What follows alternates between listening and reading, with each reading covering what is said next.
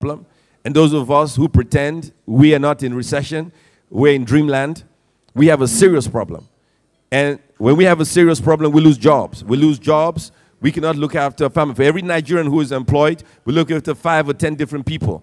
Every job is precious. We cannot afford to lose any job in Nigeria. And we cannot afford to create problems. And before I leave, I know the 2 great governors we have here are members of the economic team. Let me say something real quick. We need to have a minister of common sense appointed into this administration. And I'll tell you why.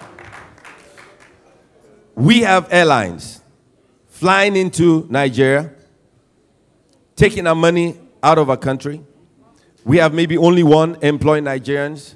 A minister of common sense will go to the Minister of Aviation and say, all right, for every airline flying into Nigeria, 25% of all staff should be Nigerians. That'll be a start.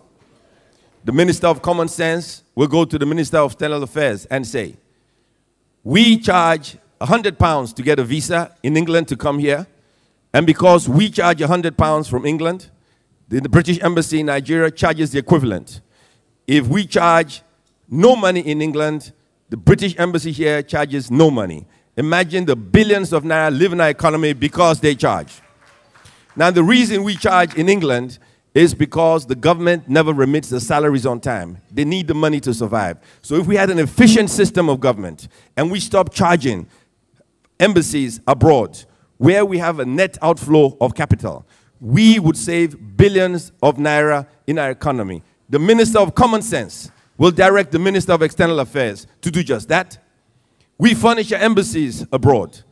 We take naira converted to dollars to buy a bottle of Coke for $1. We sell a bottle of Coke here for 60 kobo, 70 kobo. We can get containers and move our Coke, our carpet, our furniture, and furnish all 83 embassies all over the world. Common sense.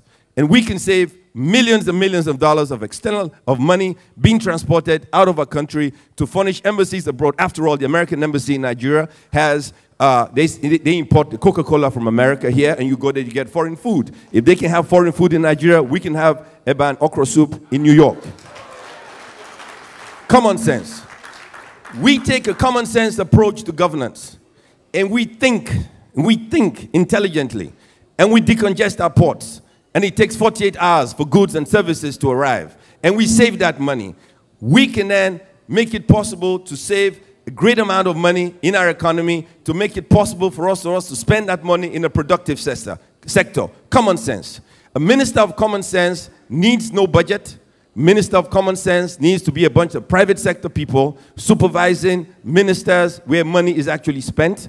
And the minister of common sense will go to a minister and say, okay, these policies are wrong. You go to Minister of Internal Affairs and say, well, I cut my hair the other day and the barber was a foreigner. Well, it doesn't take a genius to cut my hair. Therefore, how did the guy who cut my hair get a visa to come to Nigeria and get work permit? After all, if you were a barber, you couldn't get work permit in New York. Common sense. We can save jobs. We can create wealth. We can develop our economies. We can grow this nation to a great nation. But to do that, we get focused on the ministries we run, and we lose sight of what is truly important: creating wealth, creating jobs, and making it possible for us to have a living in a civilized society. So when you wake up in the morning, you have light so you can iron your clothes. You have a transport system so you can get to work. You look good. You have one meal a day. At lunchtime, you go home and you go to bed with your wife, your loved ones, your parents, like a decent human being. Common sense. That is what we need in this country. And as we grow and develop, we must honor people like Adams Oshomole. We must honor people like the Lagos State Governor, Governor Fashola. We must encourage them in that economic council. We must encourage President Yaradua to appoint this minister.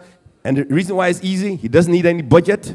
He doesn't need a car. You get a bunch of intelligent people come together to supervise ministries where all that money is made. Ladies and gentlemen, I thank you very much for taking the time to be here today. I thank you for making it possible for have a wonderful time.